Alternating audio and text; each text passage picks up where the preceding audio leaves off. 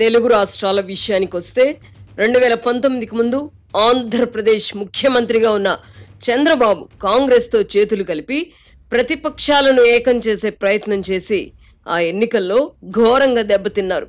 ఫలితంగా రాష్ట్రం ప్రస్తుత ముఖ్యమంత్రి జగన్మోహన్ రెడ్డి చేతుల్లోకి వెళ్లి విలవిల్లాడుతోంది. తత్వం బోధపడిన చంద్రబాబు మరోమారు ప్రధాని మోదీని ఆశ్రయించారు. మోదీని ధిక్కరిస్తే ఏం జరుగుతుందో గ్రహించడం వల్లనే చంద్రబాబు తనను తాను తగ్గించుకొని ఎన్డీఏతో జట్టు కట్టారు. కేంద్రం శక్తి ఏమిటో ప్రతిపక్షంలో ఉన్నప్పుడే తెలుసుకున్న జగన్మోహన్ రెడ్డి అధికారంలోకి వచ్చిన నాటి నుంచి ప్రధాని మోదీ పట్ల వినయ విధేయతలు ప్రదర్శిస్తూనే ఉన్నారు. బెయిలు కోసం కుటుంబ సభ్యులను అప్పుడు అధికారంలో ఉన్న సోనియా గాంధీ వద్దకు పంపి కాళ్లబేరానికి దిగిన చరిత్ర జగన్ది.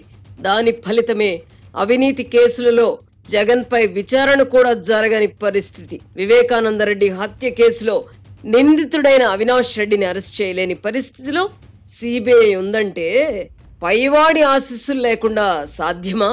నరేంద్ర మోదీ ఎంతటి ప్రమాదకర రాజకీయ నాయకుడో గుర్తించగలిగిన వారు ఆయన పట్ల విధేయత ప్రదర్శిస్తూ రాజకీయం చేసుకోగలుగుతున్నారు.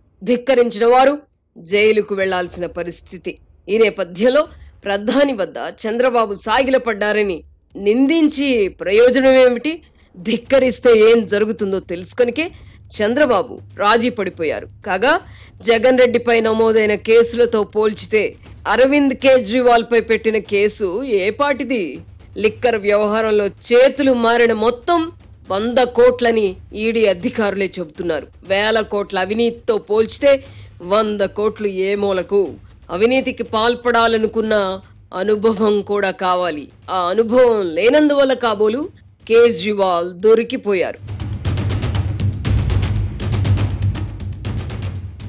మనిషి బ్రతికితే రాజులా బ్రతకాలి, రారాజులా బ్రతకాలి. అందుకు మార్గం స్వర్గసీమ సుకేతనంలో భూమి కొనుగోలు చేయడమే. వెంచర్ ముగింపు పథకంలో భాగంగా మార్కెట్ ధరతో పోలిస్తే 33% ఆదా.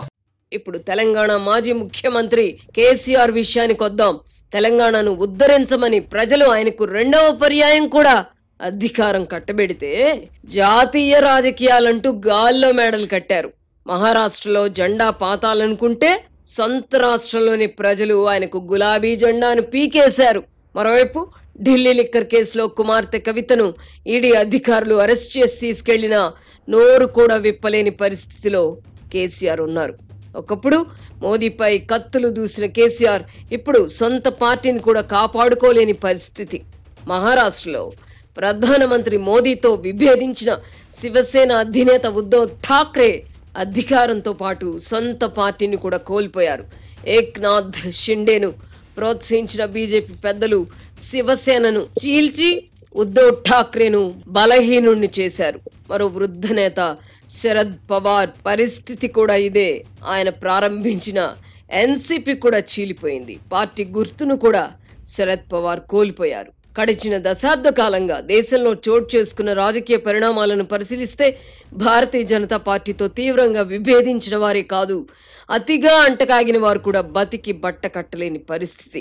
ఒడిషా ముఖ్యమంత్రి నవీన్ పట్నాయక్ వంటి వారు జాతీయ రాజకీయాల జోలికి పోకుండా ఉన్నందునే కడుపులో నీళ్లు కదలకుండా అధికారంలో కొనసాగగలుగుతున్నారు. మమతా బెనర్జీ వంటి వారు రాజీ పడిపోవడం వల్లనే కేసుల బెడద లేకుండా మనగలుగుతున్నారు. ఇండియా కూటమిలో మిగిలిన బలమైన నాయకుడు తమిళనాడు ముఖ్యమంత్రి స్టాలిన్ ఒక్కరే.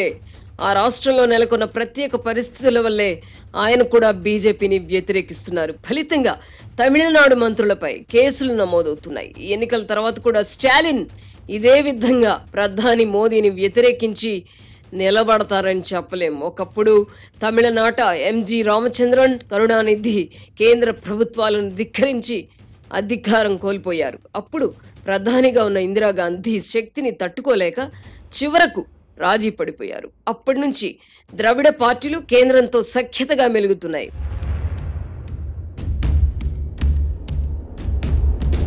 మద్యం కేసులో కవిత అరెస్ట్ అయిన తర్వాత కేంద్ర పెద్దలతో సంధి కుదుర్చుకోవడానికి కేసీఆర్ అండ్ కో ఎన్ని ప్రయత్నాలు చేసినా కేంద్ర పెద్దలు సంధివ్వలేదు. తెలంగాణలో ప్రస్తుతం బీజేపీ గాలి వీస్తోందని ప్రధాని మోదీ నమ్ముతున్నారు. ఈ కారణంగానే భారత రాష్ట్ర సమితి నుంచి వస్తున్న పొత్తు ప్రతిపాదనలను కూడా తిరస్కరిస్తున్నారు. ప్రాంతీయ పార్టీల సంహారం అనే రాజసూయ యాగం నుంచి ప్రస్తుతానికి తప్పించుకున్న ప్రాంతీయ పార్టీల పరిస్థితి తాజాగా జరగనున్న లోక్సభ ఎన్నికల తర్వాత కూడా ఎలా ఉంటుందో చెప్పలేం. ప్రధాని మోదీ అనే రాజకీయ పెనుభూతం నుంచి ఎవరికైనా తాత్కాలిక రక్షణ మాత్రమే లభిస్తుంది. పరిస్థితులు అనుకూలంగా మారుతున్నాయన్న నమ్మకం కుదిరాక మిగిలిన పార్టీలను కూడా మింగేస్తారు. యావత్ భారతావని కాషాయ దళం ఏలుబడిలోకి వచ్చే వరకు ప్రధాని విశ్రమించకపోవచ్చు. సుదీర్ఘకాలం దేశాన్ని పాలించిన కాంగ్రెస్ పార్టీ ప్రస్తుతం ఏ స్థితిలో ఉందో చూస్తున్నాం. ఆ పార్టీ ఖాతాలో ఉన్న నిధులను ఆదాయం పన్ను శాఖ స్తంభింపజేసింది. నిబంధనల ప్రకారం 5 ఏళ్ల క్రితం వ్యవహారాల్లో తదుపరి చర్యలు తీసుకోవడానికి ఐటీ శాఖకు అధికారం ఉండదు. అయినప్పటికీ 15 సంవత్సరాల క్రితం కేసును తిరగదోడి కాంగ్రెస్ పార్టీ ఖాతాలను స్తంభింపజేశారు. ఈ వివరాల్లోకి వెళ్లడానికి తీరికలేని న్యాయస్థానాలు కూడా కాంగ్రెస్ పార్టీకి ఉపశమనం ఇవ్వడం లేదు. 2024 తర్వాత దేశంలో పరిస్థితులు ఎలా ఉండబోతున్నాయో తెలిసిపోతోంది.